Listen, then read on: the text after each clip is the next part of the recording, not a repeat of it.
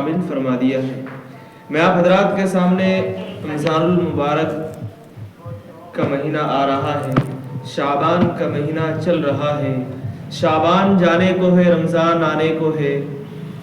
مثال ہماری دوں تو یہ کہوں کہ ہمارے یہاں جس طرح شادی کا موسم آتا ہے تو بڑی خوشی کی لہر دوڑتی ہے، خوشی ہوتی ہے، گھروں میں خوشی ہوتی ہے اور گھروں کو سجایا جاتا ہے، مزین کیا جاتا ہے، اور ایک خوشی کا سما سب کے دلوں میں ہوتا ہے۔ رمضان کے مہینے کی بھی وہی کیفیت ہے، جس کو محسوس نہیں کر سکتے ہیں تو وہ ہماری ایمان کی کمزوری ہے، وہ ہماری کم فہمی اور دین اسلام سے بہت دور ہونے کی نسبت کی بنا پر ہم اس کا احساس نہیں کر سکتے ہیں۔ ورنہ رمضان المبارک کا مہینہ اتنا بابرکت، اتنا مقدس ترین مہینہ ہے کہ اس کی آمد حضرت سلمان فارسی رضی اللہ تعالیٰ عنہ فرماتے ہیں کہ جب یہ شعبان کا مہینہ آتا تو اللہ کے رسول صلی اللہ علیہ وسلم تمام صحابہ کو جمع فرماتے اور آپ بیان فرماتے، اور اس مہینے کی مقدس گھڑیوں کی بابرکت عظمت کو سمجھنے کے لیے اللہ کے نبی ہمارے درمیان بیان فرماتے، ہمیں اس کی اہمیت سمجھاتے کہ رمضان کا مہینہ کیا ہے، رمضان کا مہینہ ہمیں کیسے گزارنا ہے۔ رمضان کا مہینہ، اگر آج ہمارے یہاں پرائم منسٹر صاحب آئے، ہوم منسٹر صاحب آئے، بڑے کلیکٹر صاحب آئے تو ہم اپنے گاؤں کی حالت کو ٹھیک کریں گے، ہم اپنی گلیوں کو صحیح کرائیں گے، اور حد تک یہاں تک ہو جاتی ہے کہ اگر ملک کا وزیر اعظم اگر آئے تو جھونپڑیوں کو ختم کر دیا جاتا ہے۔ یہ مشاہدے دیکھنے کو ملتے ہیں اور ایسے واقعات ہماری نظروں کے سامنے ہیں کہ اگر کسی جگہ پر ملک کا وزیر اعظم اگر آ رہا ہو تو وہاں غریب لوگوں کے گھروں کو ہٹا دیا جاتا ہے اس طور پر کہ یہ اچھا نما معلوم نہیں ہوتا ہے۔ تو یہ تو ایک وزیر اعظم کے لیے لوگ اتنا کچھ کرتے ہیں اور گاؤں کو سجاتے ہیں، مزین کرتے ہیں، اور رمضان مبارک کا مہینہ، یہ مہینے کی نسبت بھی اسی طرح ہے۔ اللہ تبارک و تعالی، حضرت سلمان فارسی رضی اللہ تعالی عنہ راوی ہیں، وہ فرماتے ہیں کہ اللہ کے نبی اس مہینے کی عظمت کو یہ بتلاتے ہیں کہ اللہ تبارک و تعالی بھی اس مہینے کو، یعنی کہ جنت کو اس مہینے کے لیے مسلمانوں کے لیے مزین فرماتا ہے۔ کیا مطلب ہے کہ جس طرح ہم گھر کو سجاتے ہیں شادی کے لیے، کسی فنکشن، کسی تقریب کو منعقد کرنے کے لیے، اللہ رب العزت اس مہینے کی عظمت کو یہ سمجھاتے ہیں کہ اس مہینے کی عظمت کے لیے اللہ تبارک و تعالی 11 مہینے رمضان مبارک کی اس آمد کے لیے جنت کو مزین کرتا ہے، جنت کو سجاتا ہے، جنت کے اندر قمقمے لگاتا ہے۔ کون سی جنت؟ جس جنت کو اللہ تبارک و تعالی نے میرے لیے اور آپ کے لیے تیار کیا ہے۔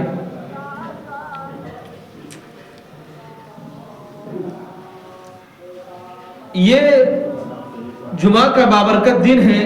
میری خواہش یہ تھی کہ میں رمضان المبارک کی عظمت کے بارے میں آپ حضرات کو بتلاؤں، اس لیے کہ عموماً بڑی غفلت ہمارے یہاں بڑھتی جاتی ہے، لیکن اس سے بڑی غفلت تو مجھے ہمارے علاقے میں یہ دیکھنے کو ملتی ہے کہ ہمارے یہاں لوگ جمعہ کے دن جمعہ کی اہمیت کو نہیں سمجھتے ہیں۔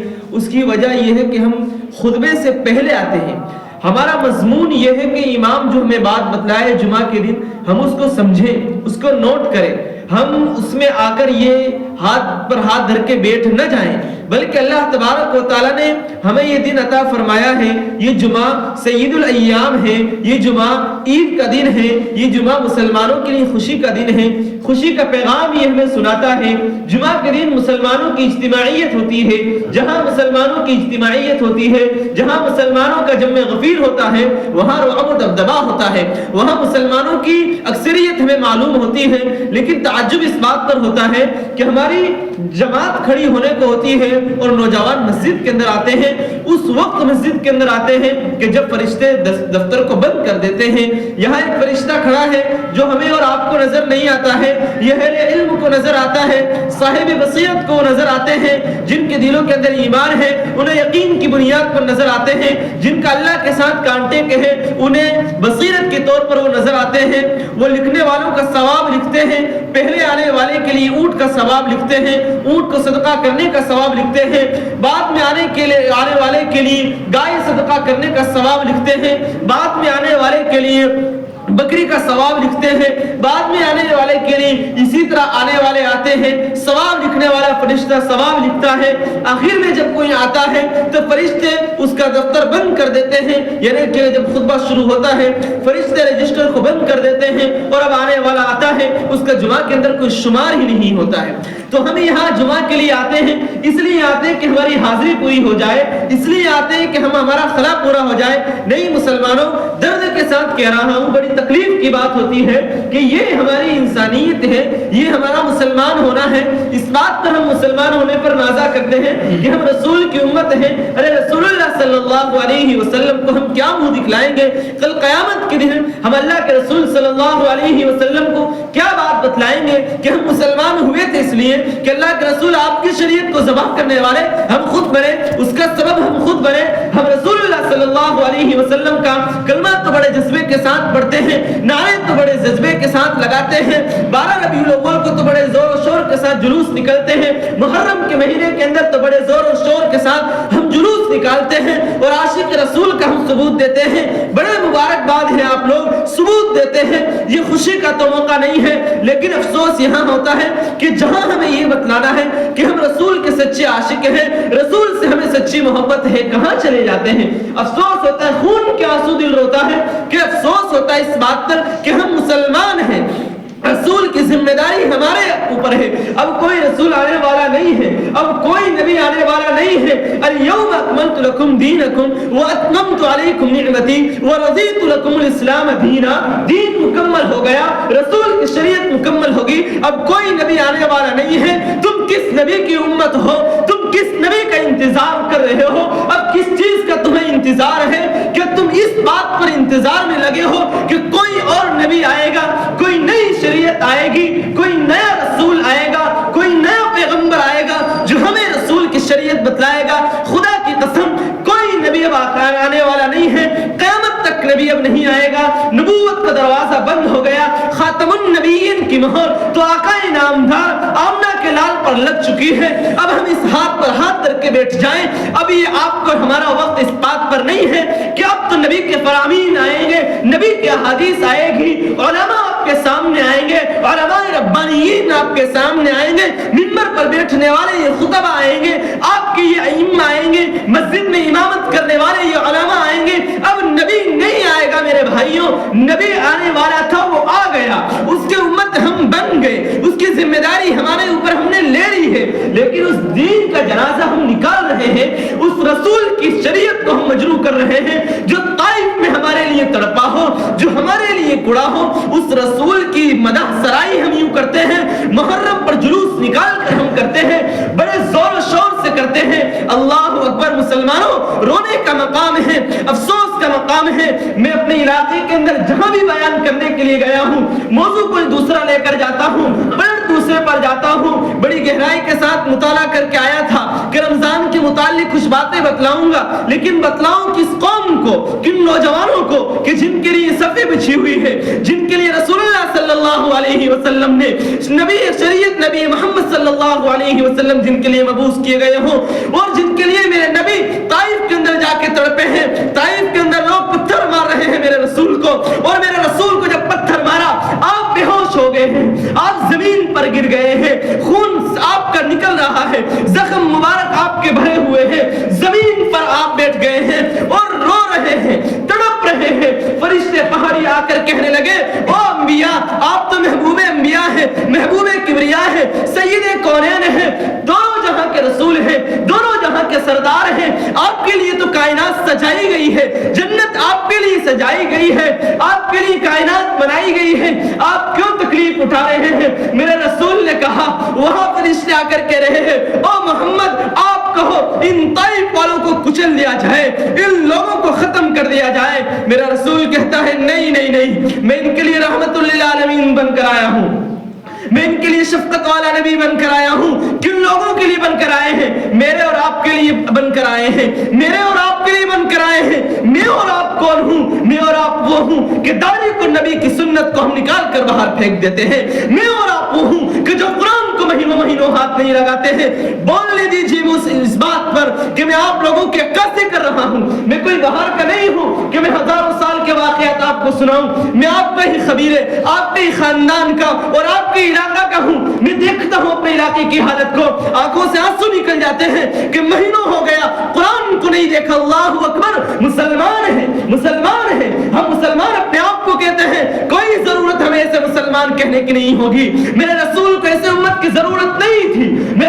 میرے نبی کو تو ضرورت تھی کہ عمر کوئی بنے, عثمان کوئی بنے, علی کوئی بنے, طلحہ کوئی بنے, سعید کوئی بنے, زبیر کوئی بنے, حسن حسین کوئی بنے. میرے نبی کو ضرورت اس بات کی نہیں تھی کہ حسن اور حسین کے نام پر ڈنکے بجانے والے اور اکھڑا نکالنے والے لوگ ہو جائے. میرے نبی کو ضرورت اس بات کی تھی کہ میرا جس طرح حسین وہاں کربلا کے اندر گردن کٹا رہا ہے اور میدان پر کھڑا ہوا ہے, جمع ہوا ہے, یزید کہتا ہے جھک جا, اس کے ماننے والے کہتے ہیں جھک جا, رسول کے دین کو بیچ دے. حسین وہاں یہ اعلان کر رہے تھے رسول کے دین کو نہیں بیچوں گا, میں اپنے بچوں کو کٹاؤں گا, اپنی بیویوں کو کٹاؤں گا, اپنے اولادوں کو کٹاؤں گا. اور آپ لوگوں کو نہیں معلوم ہے حسین کے نام پر ڈنکا بجاتے ہیں. اللہ کی قسم میں نے جب امام حسین کی تاریخ پڑھی ہے میری آنکھیں نم تھی. ارے چھوڑا سا قافلہ ہے, تھوڑے سے لوگ لے کر گئے ہیں, ہزاروں کا مقابلہ کر رہے ہیں, اسلام اور دشمن کا مقابلہ ہے. امام حسین وہاں جا کر کیا اعلان کر رہے ہیں؟ او باغیوں سن لو, میں رسول کا نواسا ہوں. میرے رسول نے میرے سینے پر بوسہ لیا ہے, میری پیشانی پر بوسہ لیا ہے. میں رسول کے دین کو نہیں بیچوں گا. آج میں اور آپ امام حسین کا نام لینے والے ہیں. اللہ اکبر, شرم نہیں آتی ہے کہ میں اور آپ امام حسین کا نام لوں, میں اور آپ امام حسین کے نام پر نعرہ لگائیں اور بات یہ ہو کہ میں امام حسین کی سنت کو ذبح کروں, میں امام حسین کے نانا کے دین کا جنازہ نکالوں. اللہ کی قسم میں مسلمانوں تمہارے سامنے ہاتھ جوڑ کر یہ اپیل کرتا ہوں کہ اپنے دین کو مجروح نہ کرو, اپنے دین کو برباد نہ کرو, اپنے نبی کے دین کے ساتھ کھلواڑ نہ کرو. میرا یہ آپ کا آنا مسجد کے اندر اس وقت آنا یہ دین کے ساتھ ہماری وہ بد اخلاقی ہے, رسول کے ساتھ بد اخلاقی ہے, ایمان کے ساتھ بد اخلاقی ہے. ہم نے جس نبی کا کلمہ پڑھا ہے اس کی سیرت اٹھا کر دیکھو, وہ میرے اور آپ کے لیے تڑپا ہے. اس رسول کے دین کو میں اتنی آسانی سے بیچ دوں؟ میرا باپ اگر قبر کے اندر جاتا ہے وہ مرتا ہے, اللہ کی قسم میں میراث کے لیے کھڑا ہو جاؤں گا. میں اپنے باپ کی میراث سے کچھ نہیں دوں گا, مجھے میرے باپ کی میراث پوری چاہیے. میں اپنے باپ کی میراث کے لیے لڑتا ہوں, کسی کو حق نہیں دیتا ہوں. میرے رسول نے دین ہمارے لیے لایا ہے, میرے رسول نے ہم کو وارث بنا کر گئے ہیں. اس دین کے محافظ یہ نوجوان ہیں, وہ دین کو بیچیں گے تو بتلاؤ پھر رسول کے دین کا کیا ہوگا؟ پھر کون لوگ کھڑے ہوں گے؟ اگر میں اور آپ ہی دین کو بیچنے والے بنے, میں اور آپ ہی مسجد کی بے حرمتی کرنے والے بنے, میں اور آپ ہی دین کو فراموش کرنے والے بنے, تو بتلاؤ تو صحیح پھر کون آپ میں سے امام حسین پیدا ہوگا؟ ہونا تو یہ چاہیے تھا کہ امام حسین آپ میں سے کوئی بن جائے, امام غزالی آپ کی خاندان آپ کے خاندان میں سے کوئی بن جائے. اللہ کی قسم رمضان کا مہینہ بڑا مبارک اور مقدس مہینہ ہے. میں نے ابتدا میں قرآن کریم کی آیت پڑھی تھی. میرا موضوع آپ لوگوں کو دیکھ کر بدلا کہ افسوس ہوتا ہے کہ ہم مسجد کے اندر بہت لیٹ آتے ہیں. جمعہ کا دن ہے, ہمیں جمعہ کے دن کی احترامی یہ ہے, جمعہ کے دن کی فضیلت یہ ہے کہ ہم جمعہ کے دن جلدی مسجد کے اندر تشریف لائیں, اللہ سے مانگے. اللہ نے ایک دن ہمیں دیا ہے, حدیث کے اندر آتا ہے جمعہ کے اندر ایک گھڑی ایسی آتی ہے جس میں دعائیں قبول ہوتی ہے. آدمی مسجد کے اندر آ جائے, اعتکاف کی نیت سے بیٹھ جائے, کوئی دعا کرتا رہے, دل میں کوئی بات کرتا رہے, لگ گئی تو منزل اس کی کشتی کنارے لگ جائے گی. ایک بڑھیا تھی, اس کی چکی لوہے کی تھی یا غالباً پتھر کی چکی تھی, وہ روزانہ دعا کرتی تھی کہ اللہ میری چکی کو سونا بنا دے, سونا بنا دے. اس نے سنا تھا کہ سر سے اور مغرب کے درمیان جمعہ کے دن دعائیں قبول ہوتی ہے. وہ روتی رہی اور دعائیں کرتی رہی اور وہ سونے کے لیے دعا کرتی تھی. لیکن جب قبولیت کا وقت آیا تو اس نے ایسا کہا کہ اللہ سونے کی نہ کرے تو میری اس چکی کو تو لوہے کی ہی کر دے. اور وہ قبولیت کا وقت تھا اور اس چکی کی لوہے کی, اس کی پتھر کی چکی لوہے کی ہو گئی. میں نے کہیں سنا تھا یہ واقعہ, لیکن ہمیں اس بات پر حدیث پر یقین ہے کہ جمعہ کے دن دعائیں قبول ہوتی ہے. تو ہم مسلمان ہیں, ہمارے لیے ضرورت اس بات کی ہے کہ ہم مسلمان ہونے کا ثبوت دیں, ہم اپنے چہروں سے بات ثابت کریں کہ ہم مسلمان ہیں. ہماری جمعیت یہ ہو. اب رمضان کا مہینہ آ رہا ہے, رمضان کے مہینے کے لیے اللہ تبارک و تعالی جنت کو مزین کرتا ہے. میرے بھائیوں, آپ نے اور میرے اور آپ اور مجھے تو معلوم ہی نہیں ہے کہ یہ مہینہ کون سا ہے. اتنا معلوم ہے کہ یہ صبرات آنے والی ہے, شب برات آنے والی ہے, لیکن رمضان کا مہینہ کا معلوم نہیں ہے. لوگ صبرات کے دن بڑے اہتمام کے ساتھ حلوہ پکاتے ہیں اور بڑی فضیلت اس کو سمجھتے ہیں, لیکن اس سے زیادہ وہ رمضان کو فضیلت نہیں دیتے ہیں. جتنے تم یہ سمجھتے ہو نفلی عبادتوں کو تم اس کی تاکید کرتے ہو, اس سے میں تم زیادہ میں اس بات پر تاکید کر رہا ہوں کہ رمضان مبارک کا مہینہ آ رہا ہے, اس کے لیے آپ اہتمام کریں, اس کے لیے اللہ تبارک و تعالیٰ سے مانگے. اللہ کے نبی صلی اللہ علیہ وسلم دعا فرماتے تھے, اللہم بلغنا رمضان, اللہم بلغنا رمضان. جب یہ شعبان آتا تھا, اللہم بارک لنا فی رجب و شعبان وبلغنا رمضان, اللہ کے نبی دعا پڑھتے تھے کہ اللہم بارک لنا فی رجب و شعبان, اللہ ہمارے رجب میں بھی برکت عطا فرما, شعبان میں بھی برکت عطا فرما. یہ رمضان سے پہلے 2 مہینے کا نام رجب اور شعبان ہے, اس میں اللہ کے نبی دعا کر رہے ہیں اور یہ کہہ رہے ہیں وبلغنا رمضان, اے اللہ تو ہمیں رمضان کے مہینے تک پہنچا دے. کوئی تو خاص بات ہوگی. میرے نبی, کائنات کے نبی یہ دعا کر رہے ہیں, اے اللہ ہماری عمروں میں برکت عطا فرما, ہمیں رمضان کا مبارک مہینہ عطا فرما.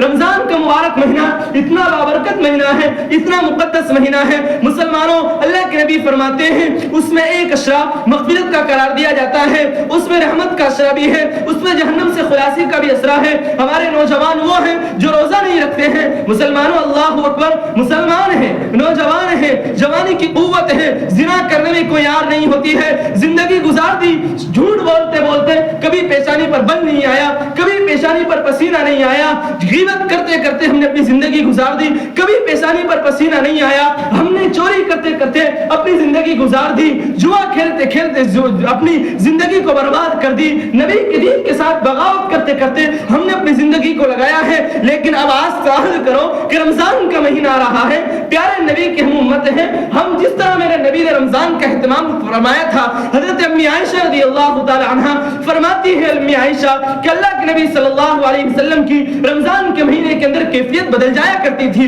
میں بہت سرعت کے ساتھ بات کر رہا ہوں, وقت مجھے کم دیا گیا ہے, لیکن میں آپ حضرات سے اس بات کا عہد لینا چاہتا ہوں کہ اپنی زندگی کو بدلنے کی کوشش کریں, اپنے آپ سے یہ ظاہر کریں. مجھے شرم آتی ہے کہتے ہوئے, نوجوان کا طبقہ ہے, آپ لوگوں کے اوپر دین کی بنیاد ہے. حالات سے میں عموماً بات کرتا ہوں کہ جو حالات اس وقت ملک ہندوستان کے چل رہے ہیں, عالم کے حالات جو چل رہے ہیں, وہ بہت سنگین ترین حالات ہیں. ہمیں اس کا اندازہ نہیں ہے, ہمیں تو یہودیت نے ہمیں بے خبر رکھا ہے. اس وقت فلسطین کے حالات اتنے سنگین چل رہے ہیں جہاں مسلمانوں کو بے دردی سے قتل کیا جا رہا ہے. اگر نوجوانوں یہی تم رہے, تمہارا ہدف یہی رہا کہ ہم اپنے نبی کے دین پر واپس لوٹ کرنے آئے, یاد رکھو تاتاری کا زمانہ ملک ہندوستان میں آ جائے کوئی بعید نہیں ہے. ہماری اذانیں بند کرائی, میں نے بھی امام صاحب سے کہا بھائی مائک ہے یا نہیں ہے, میں مائک سے مسلسل بغیر مائک کے نہیں بولوں گا, تو کہا کہ بھائی مائک کا سلسلہ تو بند ہو گیا. حالانکہ مائک کا سلسلہ بند کیوں ہوا, یہ ہم نے اپنی مسجدوں کو آباد نہیں کیا, ہم نے امام کے حوالے کر دیا, مؤذن کے حوالے کر دیا, ہم سے ہماری اذانیں چھن گئی. یاد رکھو یہ بات میں نے پہلے بھی کہی اور آپ نے سنی بھی ہوگی سوشل میڈیا کے ذریعے. میں نے کہا کہ یہ 6 دسمبر کا جو دن ہے وہ آیا, اس امت پر دوبارہ آ سکتا ہے, یہ کوئی بعید نہیں ہے. کب ہماری مسجدوں پر تالے لگ جائیں, کب ہم سے ہمارا دین چھن جائے, یہ ہم اس کی گارنٹی نہیں دے سکتے ہیں. حالات اتنے سنگین ترین ہیں. مسلمانوں میں تمہیں اس بات پر بہت اپنے وثوق کے ساتھ کہہ رہا ہوں, اعتماد دلاتے ہوئے کہہ رہا ہوں کہ اپنی زندگی سے غفلت کے پردے کو ہٹاؤ, اب رسول کی طرف آ جاؤ, مسجد کو آباد کرنے والے بنو. اللہ سے مانگو کہ اللہ تبارک و تعالی ہمیں رمضان کا مہینہ صحیح گزارنے کی توفیق عطا فرما, ہمیں رمضان کے روزے رکھنے کی توفیق عطا فرما. نوجوان ہیں, رمضان کے مہینے کے اندر روزہ نہیں رکھا, اللہ اکبر. امام حسین جب شہید ہوئے تھے تو روزے سے تھے, لڑ رہے ہیں, 3 دن جن کی پیاس بند کر دی گئی. اس امام حسین کا نام تو لیتے ہیں نا, اس امام حسین کے نام کا محرم تو بناتے ہیں نا, یہ ایک الگ بات ہے, میں اس پر بحث نہیں کرتا, لیکن تائی لے رہا ہوں. محرم ہم بناتے ہیں, خوشی مناتے ہیں, لیکن کیا امام حسین نے روزہ نہیں رکھا؟ 3 دن تک امام حسین پر پانی بند رکھا تھا. اللہ کی قسم 3 دن تک امام حسین کو پانی نہیں دیا گیا. جب دریائے دجلہ کے کنارے امام حسین پہنچے, پانی کے لیے جب انہوں نے چلو بھرا, ایک ظالم نے 3 مارا, دونوں لبوں کے اندر سے نکل گیا. اس امام حسین کا میں اور آپ نام لیتے ہیں, اس رسول کی امت ہمیں, جس نبی نے ہمیں اس بات پر چھوڑ کر گیا کہ او میری امت, جب حضرت روح قبض کرنے کے لیے فرشتہ آیا, میرے نبی کے کمرے کے اندر اجازت لی, اللہ کے نبی سے کہا کہ ہم آپ کی روح کو قبض کرتے ہیں. اللہ کے نبی نے فرمایا رکو. پھر اللہ کے رسول صلی اللہ علیہ وسلم نے فرمایا میری امت کا کیا ہوگا, میری امت کا کیا ہوگا. وقت کون سا ہے روح نکلنے کا؟ آج میرا اور آپ کے اگر موت آئے، میرا باپ کی مرنے کا وقت، میرے باپ کا مرنے کا وقت آئے، میرا باپ کہتا ہے میرے بیٹے کا کیا ہوگا، میری میراث کا کیا ہوگا، میری بیٹی کا کیا ہوگا؟ او محبوب کبریا کیا کہہ رہے ہیں؟ او اللہ میری امت کا کیا ہوگا، اللہ میری امت کا کیا ہوگا؟ میرے محبوب فرما رہے ہیں موت کا وقت قریب ہے، اور اللہ سے کہہ رہے ہیں اللہ میری امت کو یتیم مت چھوڑنا، میرے جانے کے بعد میری امت کو بے لوث نہ چھوڑنا، اللہ میری امت کے غریب کو بھی معاف فرما، امیر کو بھی معاف فرما، ظالم کو بھی معاف فرما۔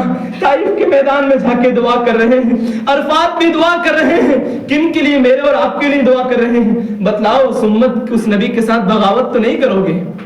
اس نبی کے ساتھ بغاوت تو نہیں کرو گے نا؟ اس کی نبی کی سنت پر عمل کرو گے نا بھائی؟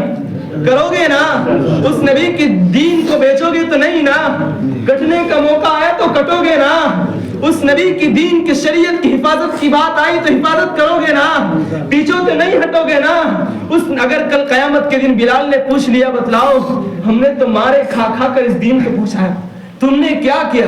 ہم جواب نہیں دے سکتے ہیں۔ بلال رضی اللہ تعالیٰ عنہ وہ شخصیت ہے چٹائی کا دھواں جن کو دیا جاتا تھا، ظالم مارتا تھا اور کہتا تھا کہ پھرو اس دین سے۔ حضرت بلال احد کے علاوہ کوئی زبان سے کلمہ نہیں نکالتے تھے، اور ان کی یہ منشا تھی کہ میں رسول اللہ صلی اللہ علیہ وسلم کی دین پر رہوں۔ میرے بھائیوں، میں نوجوانوں سے کہتا ہوں کہ اپنی زندگی سے مایوس نہ ہو، اپنی زندگی سے کبھی مایوس نہ ہو۔ اللہ کے رسول اللہ تبارک و تعالیٰ قرآن کریم میں ارشاد فرماتا ہے لا تقنطوا من رحمت اللہ، اللہ کی رحمت سے مایوس نہ ہو۔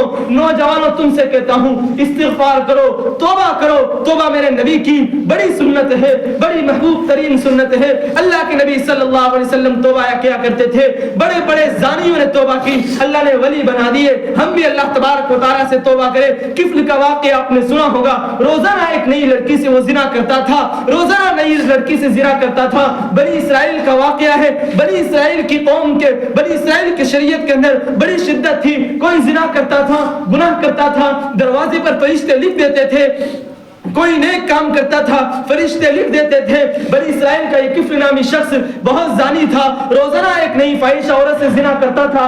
ایک مرتبہ اس کے دروازے پر ایک نیک خاتون پہنچ گئی، پیسے نہیں تھے، غربت تھی۔ میں یہاں بھی عرض کرتا ہوں اپنے غریبوں کا ضرور خیال رکھا کرو۔ ہر مانگنے والی، ہر بے پردہ بیٹی بے حیا نہیں ہوا کرتی ہے، بعض مرتبہ انہیں اپنے گھر کے جذبات انہیں لے کر آتے ہیں۔ اس لیے وہ کفل نامی شخص تھا، جب وہ عورت اس کے پاس پہنچی تو کفل سے کہا کفل مجھے چھوڑ دے، میں زناکار عورت نہیں ہوں۔ کفل نے کہا کہ میں نے تو تجھے مجبور نہیں کیا، میں نے تو تجھے پیسہ دیا ہے، تو کیوں آئی ہے؟ تو کہا کفل مجھے میری بھوک نے یہاں پر لے کے آئی ہے۔ کفل کے دل پر یہ بات گزری، اس نے توبہ کر لی۔ روزانہ نئی عورت سے زنا کرتا تھا، روزانہ نئی لڑکیوں سے زنا کرنے والا شخص جب یہ مرتا ہے تو ان کے دروازے پر لکھا ہے غفر اللہ الکفل، کہ اللہ تبارک و تعالیٰ نے کفل کی مغفرت کر دی۔ لوگ بڑے حیران پریشان ہوئے کہ بھائی کفل کی مغفرت کیسے ہو گئی؟ تو اللہ تبارک و تعالیٰ نے فرمایا کہ اس رات اس نے توبہ کر لی۔ اللہ تعالیٰ اتنے بڑے زانی کو معاف کر سکتے ہیں، مجھے اور آپ کو معاف کیوں نہیں کر سکتے ہیں؟ توبہ کریں گے نا۔ ایک لوہار تھا، لوہار یہی لوہے کا کام کرنے والا، اس کو ایک شخص نے دیکھا کہ لوہے کی بھٹی کے اندر وہ اپنے ہاتھ کو ڈالتا ہے اور لوہے کو الٹتا پلٹتا ہے۔ ایک شخص کا وہاں سے گزر ہوا، بڑا تعجب کیا کہ بھائی یہ تو بڑا اللہ والا ہے، یہ بھٹی کے اندر گرم آگ کے اندر ہاتھ ڈالتا ہے، اس کے ہاتھ پر آگ اثر نہیں کرتی ہے۔ تو اس شخص نے پوچھا اے اللہ کے ولی آپ لوہار ہیں، آپ کے ہاتھ پر آگ اثر نہیں کرتی ہے، ہمارے لیے دعا کرو۔ تو اس شخص نے، نوجوان نے کہا بھائی میں کوئی ولی نہیں ہوں، واقعہ سنیے۔ کہا کہ ایک مرتبہ میں ایک عورت کے ساتھ، ایک عورت میرے پاس آئی کسی ضرورت کے لیے، میں واقعہ اس لیے سنا رہا ہوں کہ مایوس نہ ہو، آج توبہ کر کے اٹھے، اللہ تبارک و تعالیٰ ہمیں ایسے بھیجے گا یہاں سے جیسے ہم نے گناہ کیا ہی نہیں۔ زمین بھر دو، آسمان بھر دو گناہ سے، اللہ تبارک و تعالیٰ سے ایک مرتبہ تم کہو اللہ معاف کر دے، اللہ معاف کر دے گا۔ اس شخص نے کہا کہ عورت میرے پاس آئی، جب میں اس کے پاس زنا کے لیے گیا تو اس عورت نے کہا کہ میں زانی نہیں ہوں، مجھے چھوڑ دے، اور اگر تو مجھے چھوڑ دیتا ہے، میرے ساتھ زنا نہیں کرتا ہے تو اللہ تبارک و تعالیٰ تیرے دنیا کے اندر بھی تجھ پر آگ کو حرام کر دے گا، آخرت میں بھی جہنم کی آگ کو تجھ پر حرام کر دے گا۔ وہ شخص یہ کہتا ہے کہ میں نے اس کو چھوڑ دیا، میں سویا، اس کی ماں میرے خواب میں آئی اور کہتی ہے کہ اللہ تبارک و تعالیٰ نے تجھ پر دنیا کی بھی آگ حرام کر دی ہے، جہنم کی بھی آگ تجھ پر حرام کر دی ہے، اور کیوں کہ تو نے اللہ کے رسول صلی اللہ علیہ وسلم کی خاندان کی بیٹی سے زنا نہیں کیا ہے اور اس کی وجہ سے اللہ نے تیری مغفرت کر دی ہے کہ میں صبح اٹھا میں نے مٹی کے اندر ہاتھ ڈالا اللہ تبارک و تعالی نے میری ایسی توبہ قبول کی کہ دنیا کی آگ مجھ پر اثر نہیں کرتی ہے. اللہ اکبر. تو یہ کوئی بعید نہیں ہے. یہاں بیٹھنے والے نوجوان چہروں سے میں کہہ رہا ہوں اپنی زندگی کو سنوارنے کی کوشش کرو. سفید رئیس بزرگوں سے میں ہاتھ جوڑ کر اپیل کرتا ہوں اپنے بچوں کو دین کی تعلیم دو. صحیح تعلیم دو گے آپ کے بچے صحیح نہج پر آئیں گے. قرآن کی تعلیم دو. آپ کے جنازے پر یہ شریک ہونے والے بچے آپ کے قبر پر فاتحہ پڑھنے والے ہو جائیں گے. ورنہ ایسا ہوتا ہے گھر کے اندر قرآن کو ہاتھ لگانے والے مہینوں تک کوئی ہمارے گھروں میں نہیں ہوتا ہے. مہینے قرآن رکھا کہ قرآن اللہ نے اس لیے اتارا کہ رمضان میں پڑھایا جائے یا غلافوں کے اندر سجایا جائے یا تعویذوں کے اندر اس کو پہنایا جائے. نہیں, قرآن تو پڑھنے والی چیز ہے, بابرکت چیز ہے. پڑھو گے, دیکھو گے, دیکھنا بھی ثواب ہے, چھونا بھی ثواب ہے. اس لیے اب سے اہتمام کرو. انشاءاللہ ہم آج سے اپنی زندگی کو بدلنے کی کوشش کریں گے نا بھائی؟ بلند آواز سے کہو کہ انشاءاللہ ہم اپنی زندگی کا ثبوت دیں گے. ہم رسول کے سچے عاشق بنیں گے. ہم واقعی امام حسین کے پیروکار بنیں گے. دکھلاوے والے پیروکار نہیں بنیں گے, حقیقی امام حسین سے محبت کرنے والے بنیں گے. تو کل قیامت کے دن ہم امام حسین کے صفوں کے اندر ہوں گے اور بڑے غنیمت لوگ ہوں گے وہ جو امام حسین کے صف میں ہو, نواسے رسول کے صف میں ہو. میں نے آپ حضرات کے سامنے بات کہی, اگر کوئی بات آپ حضرات کو بری لگی ہو تو معافی چاہتا ہوں. اگر کوئی اچھی بات لگی ہو تو اللہ تبارک و تعالی سے دعا گو ہوں اللہ مجھے بھی عمل کی توفیق عطا فرمائے, آپ کو بھی توفیق عطا فرمائے, حالات کو درست فرمائے. اللہ ہم سب کی توبہ کو قبول فرمائے. اپنی توبہ اللہ تبارک و تعالی اپنی معافی کو مجھ پر اور آپ پر عام فرمائے. وآخر دعوانا ان الحمدللہ رب العالمین. وقت ہوا تو پھر انشاءاللہ کبھی ملاقات.